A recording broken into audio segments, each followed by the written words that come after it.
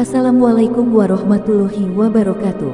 Allahumma sholli ala Sayyidina Muhammad wa ala ali Sayyidina Muhammad. Pemirsa yang dirahmati Allah, marilah kita simak ceramah dari Ustadz Fahrudin Faiz dengan tema Ciri Orang yang Terpilih Dianugerahi Karomah. Sebelumnya marilah kita perbanyak sholawat minimal 1000 kali sehari, agar hidup kita penuh barokah dan mendapatkan syafaat kelak. Jangan lupa berikan dukungan kepada channel kami dengan memberikan super thanks seikhlasnya. Marilah kita doakan semoga Ustadz Fahrudin Faiz sekeluarga dan para penonton YouTube ini diberikan kesehatan dan diberikan kebahagiaan dunia dan akhirat. Amin ya robbal alamin. Karomah ini kalau dalam Islam itu salah satu jenis khawarikul ada. Khawarikul ada itu sesuatu yang tidak sama atau berbeda, atau kadang diterjemahkan menyalahi adat. Adat itu yang biasanya yang normal. Khawarikul ada itu dalam bahasa Indonesia kadang diterjemahkan peristiwa yang luar biasa. Jadi bukan peristiwa biasa-biasa saja. Nah, di hampir semua agama ada pandangan tentang peristiwa yang luar biasa ini. Nah, kalau dalam Islam ternyata jenisnya banyak. Ini kan kalau dalam bahasa Inggris kan kadang hanya pakai istilah miracle, mukjizat. Nah, ini bagian dari mukjizat. Kita awali. Ya, padahal mukjizat itu peristiwa luar biasa yang dianugerahkan oleh Allah kepada para nabi. Jadi untuk penguat dakwahnya. Meskipun kalau dalam bahasa Indonesia kata mukjizat ini rasanya umum saja. Ada orang misalnya kecelakaan sedahsyat itu kok selamat, terus beritanya ini di antara sekian orang yang tewas ada satu orang yang mendapat mukjizat sehingga dia masih hidup. Nah, itu kalau tidak hati-hati kamu, wah ini jangan-jangan habis kecelakaan jadi nabi dia. Kok dapat mukjizat? Tapi ya memang bahasa Indonesia secara umum mendefinisikan mukjizat itu pokoknya peristiwa luar biasa, begitu saja. Ya kalau definisi pasnya sebenarnya mukjizat itu hanya untuk nabi. Nah, kalau karomah ini untuk para aulia, orang-orang yang dicintai Allah. Malam hari ini kita membahas karomah ini saja. Mungkin lain waktu kita bahas mukjizat. Nah, ini kalau karomah itu untuk para wali. Masih ada lagi ma'unah. Ma'unah itu untuk kita, orang biasa-biasa. Kadang-kadang kita ngalami juga hal luar biasa, kayak tadi kecelakaan begitu dahsyatnya tapi masih selamat, masih segar bugar. Itu sebenarnya pasnya ya ma'unah. Jadi peristiwa luar biasa yang diberikan oleh Allah pada orang biasa. Ada lagi nanti namanya irhas. Irhas ini peristiwa luar biasa yang diberikan pada calon nabi. Jadi orang yang nantinya oleh Allah diberi wahyu untuk jadi nabi itu sejak awal, sejak kecil memang dijaga oleh Allah dan terhindar dari bahaya, dilindungi dari berbagai musibah, bencana, dan lain sebagainya. Ini namanya irhas. Seperti Rasulullah itu waktu sebelum beliau mendapat wahyu, misalnya berdagang kemana melalui padang pasir, itu selalu ada awan yang menaungi sehingga tidak panas. Itu namanya irhas. Nah, kayak misalnya malam hari ini kan suasananya agak panas, agak sumuk, tapi mungkin ada kok sendirian, saya seger-seger aja Pak, dingin Pak. Itu mungkin, tapi bukan irhas, kalian bukan calon nabi. Ini namanya ma'unah. Nah, kalau kalian kita ini orang biasa namanya ma'unah. Ada namanya istidraj. Istidraj itu peristiwa luar biasa yang diberikan oleh Allah pada orang-orang yang negatif, orang jahat, orang banyak dosa, orang banyak maksiat. Itu kadang oleh Allah diberi juga anugerah-anugerah yang luar biasa. Tapi ini dalam rangka biar dia tidak sadar-sadar, biar nanti menghukumnya mantep. Kayak kalian kalau ada temenmu ngapain, ya wes terus no, ayo terus no, itu kan kamu ancang-ancang sebentar lagi tak sikat kamu. Nah, itu mirip istidraj itu begitu. Kamu diusili temenmu terus kamu, ya tunggu aja, ayo wes terusin, tunggu aja. Ini kan, nah, itu kalau kamu tidak sadar-sadar padahal ini istidraj, itu pada saatnya ya habis kamu dengan murkanya Allah dan siksanya Allah. Ini namanya istidraj. Jadi maka ya, yang untuk kita orang biasa, Pak saya itu padahal sholatnya masih bolong-bolong loh Pak, tapi kalau saya ngomong itu kok mesti pas ya, mesti cocok ya, jangan-jangan saya ini calon wali apa-apa ya. Enggak, ya itu mungkin istidraj saja dari Allah. Jadi memang sengaja dibuat begitu biar kamu enggak sadar-sadar. Kalau diingatkan dengan musibah, bencana, mungkin kamu cepat sadar, ya Allah aku dosa apa, aku kok begini itu. Tapi kalau diberi nikmat terus, nah itu dikasih istidraj oleh Allah. Nah, kamu malah terlena, merasa sudah benar padahal salah. Nah, ada lagi sihir. Sihir ini perbuatan luar biasa yang dilakukan oleh orang-orang jahat untuk tujuan jahat. Ini sihir. Kalau Imam Ghazali menyebutnya salah satu ilmu yang madhmumah, ilmu yang tercela. Jadi ada ilmu-ilmu yang sebaiknya kita tidak usah mempelajari. Itu namanya sihir. Ada lagi yang terakhir namanya ihanah. Ihanah itu peristiwa luar biasa yang diberikan oleh Allah untuk menghinakan orang ini. Jadi derajatnya malah turun. Luar biasa, tapi luar biasa negatif. Misalnya ada zaman Nabi itu nabi palsu, namanya Musailamah. Ada yang membaca nama pasnya sebenarnya Musailimah, tapi ya ini pokoknya ini orang ini ngaku nabi palsu. Satu ketika dia ada orang buta datang dan dia bilang, nanti setelah saya berdoa butamu akan sembuh, kamu bisa melihat. Tapi begitu ini orang ini buta sebelah matanya, begitu Musailamah berdoa malah buta dua-duanya. Nah ini namanya ihanah. Jadi oleh Allah ditampakkan kehinaannya. Nah, kamu habis berdoa malah jeblok. Nah itu ihanah. Jadi ini peristiwa luar biasa juga, cuma luar biasa mengenaskan. Jadi tidak selalu kalau istidraj, jadi memang luar biasa positif sebenarnya meskipun untuk orang yang negatif. Tapi kalau ihanah ini luar biasa negatif untuk orang yang negatif. Sama seperti sihir. Sihir itu kontennya negatif, tujuannya negatif, dilakukan oleh orang yang negatif. Ini peristiwa-peristiwa khawarikul adah. Jadi dalam agama diakui memang ada peristiwa luar biasa ini. Malam hari ini kita membahas karomah yang merupakan anugerah Allah untuk para wali. Secara bahasa karomah itu artinya kemuliaan. Jadi kalau ini teman-teman mestinya sudah ngerti ya. Berarti orang yang mendapat karomah itu hakikatnya dimuliakan oleh Allah. Kalau secara istilah, biasanya istilah karomah ini dipakai juga kadang untuk muamalah. Untuk bidang muamalah itu karomah ini artinya orang yang dermawan. Orang dermawan itu kan mulia, suka membantu orang.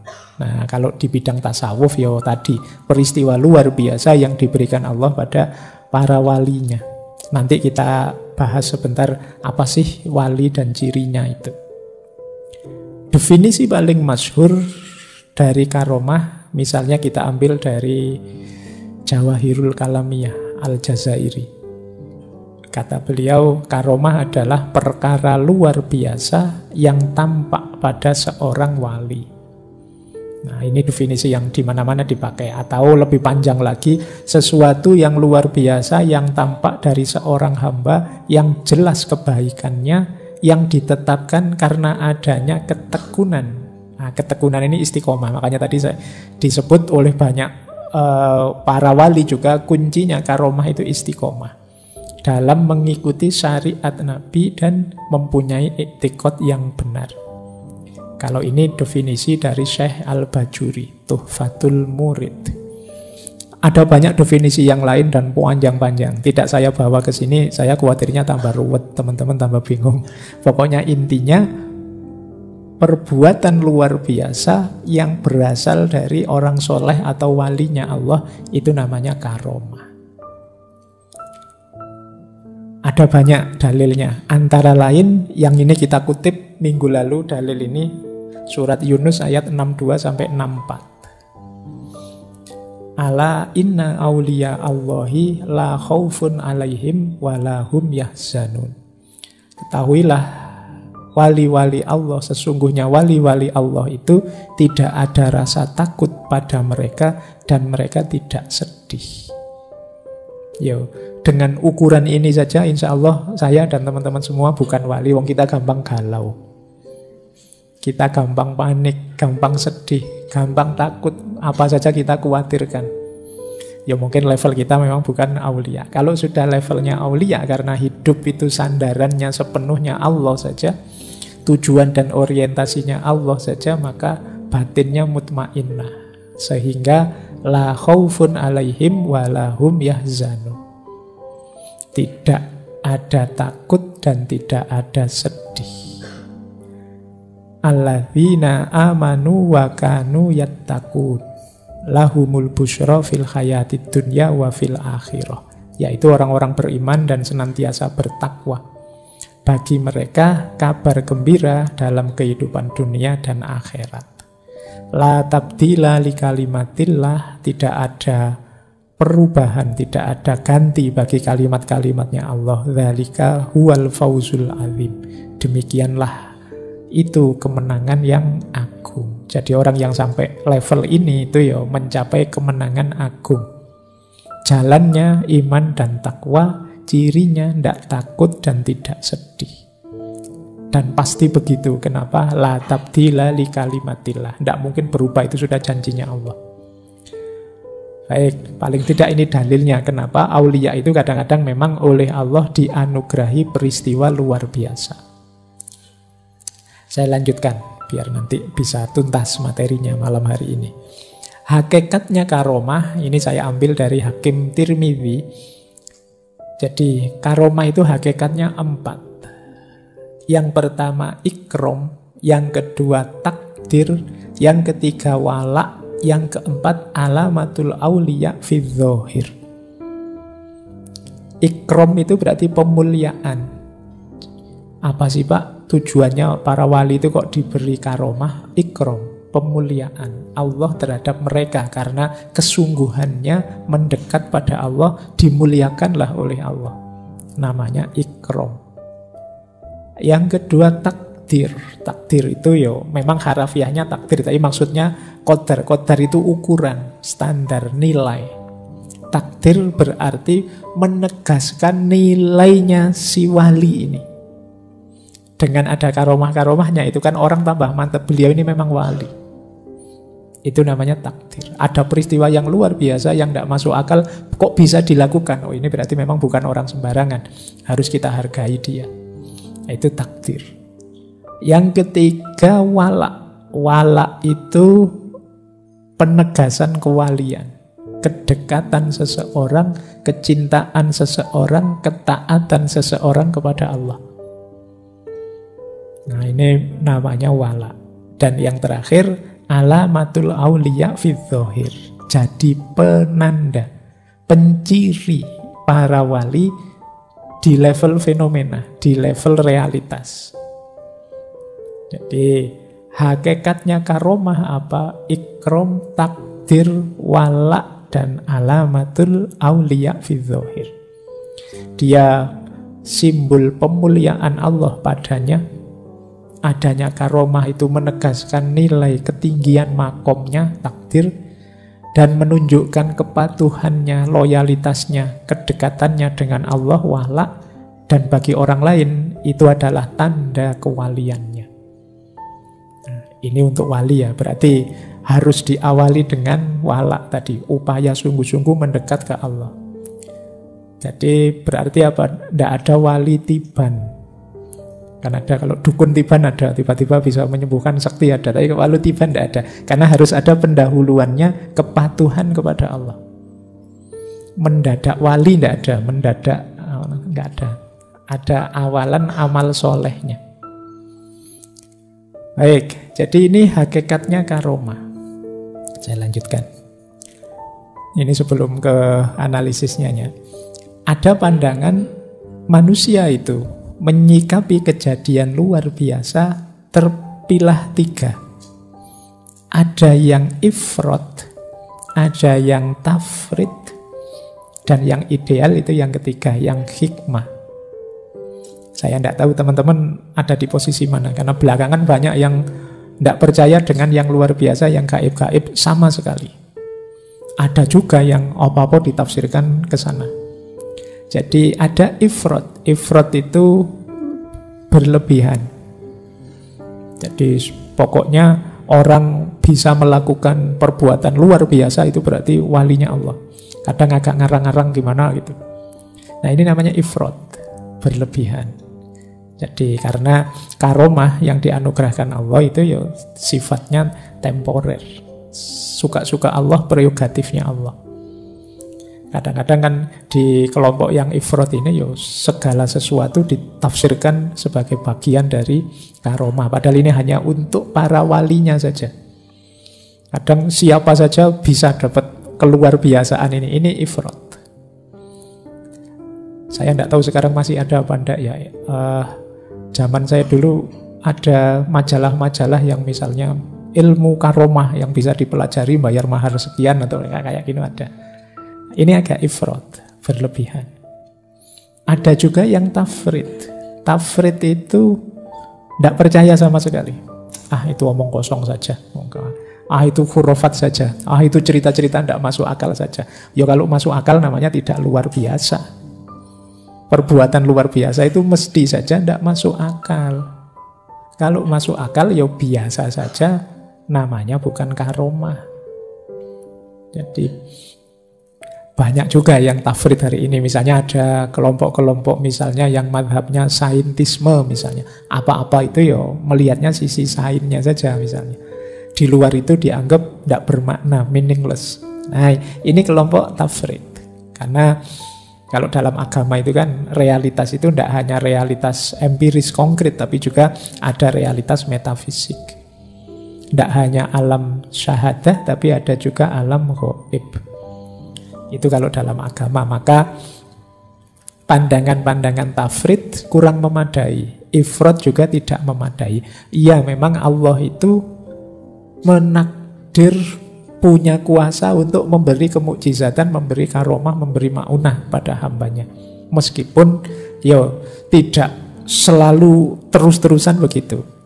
Orang yang ifrot saja itu mungkin melihat segalanya qadarullah, melupakan bahwa dalam hidup ini ada sunnatullah. Orang ifrot itu nunggu-nunggu karomah terus. Kok tidak belajar saya tak berdoa saja, siapa tahu Allah menganugerahkan. Mukjizatnya saya tidak pernah kuliah, ternyata lulus kumlot misalnya. Ini ifrot namanya. Kamu nyari mukjizat terus, nyari karomah, nyari maunah terus, mengandalkan qadarullah saja. Nah, kebalikannya yang tafrid. Yang tafrid ya tidak percaya itu semua, pokoknya mengandalkan amalnya saja. Dua-duanya tidak positif. Yang positif apa? Hikmah. Ya hidup ini ada sunnatullahnya, tapi jangan lupa kalau Allah ridho, Allah bisa intervensi dengan qadarullah, antara lain dalam bentuk karomah atau ma'unah. Ini yang disebut hikmah. Pak kalau mengikuti kemampuan saya, paling saya lulus itu IP-nya cukuplah pas-pasan 3. Nah maka saya serius belajar. Kok dilalah bisa kumlot. Yang di atas 3 itu bagian dari ma'unahnya Allah. Nah itu cara menyikapinya begitu. Jadi banyak yang tafrid, banyak yang ifrot. Banyak yang mengeluh, orang Indonesia itu isinya suka kelenek-kelenek saja, suka tidak bisa fokus di sains. Kemajuan itu sains lah. Iya, dalam hidup ini ada sisi saintifiknya. Tapi juga jangan lupa hidup itu tidak se-eksak itu ketika berhubungan dengan manusia. Kadang-kadang kalkulasi-kalkulasi rasional kita bisa meleset. Di situ gunanya hadirnya Allah dengan qadarullahnya. Makanya rukun iman itu yang keempat, ya qada ya qadar. Qada itu nanti berhubungan dengan sunnatullah tadi, mekanisme hukum alam, pola-pola. Kalau yang qadar ini berhubungan dengan intervensinya Allah, prerogatifnya Allah untuk menakdir apa, memutuskan apa untuk kita. Baik, ini untuk bahan renungan teman-teman, selama ini saya ada di mana. Atau jangan-jangan saya tidak pernah mikir gitu-gitu kok Pak. Pokoknya pikiran saya di luar itu. Padahal itu bagian dari keimanan sebenarnya. Yang qadar tadi ya. Baik, kita lanjutkan. Nah, ini menarik, ada pertanyaan begini. Kenapa sih kok kita harus mendengar cerita wali-wali, mendengar cerita karomah-karomah, yang kadang-kadang di sini siwa itu cerita-cerita khurafat saja, cerita-cerita ngarang-ngarang saja. Dianggap ngarang karena tidak masuk akal. Padahal saya bilang tadi, mesti tidak masuk akal karena itu kejadian luar biasa. Dan Al-Quran di surat Yusuf menjelaskan, laqad kana fi qasasihim ibratun liulil albab. Dalam kisah-kisah luar biasa tentang mukjizat, karomah dan lain sebagainya itu ada ibroh, ada pelajaran bagi orang-orang yang ulul albab. Mata hatinya hidup, tidak sekedar mata pikirannya. Al-Quran itu kan ada ulil absor, ada ulil nuha, ada ulil albab. Yang ulul albab itu lub itu hati, basirah. Baik, jadi kenapa ada cerita-cerita wali karomah yang luar biasa? Ya karena untuk ibroh bagi kita, biar tidak terlalu terjebak pada mekanisme duniawi. Makana hadisan yuftaro, semua itu bukan cerita-cerita yang dibuat-buat, asli itu. Nabi Ibrahim dibakar kok tidak mempan, asli itu. Ashabul Kahfi 309 tahun tidur masih utuh, tidak bertambah tua, asli. Makana hadisan yuftaro. Nah, bahwa itu tidak masuk akal Pak, itu pakai ilmu biologi manapun, fisika manapun tidak nyambung. Ya wong itu namanya karomah. Makana hadisan yuftaro. Walakin tasdiqal ladzi baina yadayhi, tetapi membenarkan apa yang sedang dihadapi. Wa tafsila kulli syai', dan memerinci segala sesuatu, wa hudan wa rahmatan, dan juga sebagai petunjuk, wa rahmatan, dan juga sebagai bentuk kasih sayang Allah, rahmatnya Allah, liqaumi yu'minun, bagi orang-orang yang beriman. Jadi kalau ada yang tanya, ngapain sih Pak cerita-cerita yang tidak masuk akal begitu? Iya, tujuannya apa? Untuk menyadarkan kita, jadi pelajaran bagi kita bahwa hidup ini tidak seeksak pikiran kita dan yang tampak di depan mata. Ada banyak yang kadang-kadang tidak terduga. Maka jangan putus asa juga.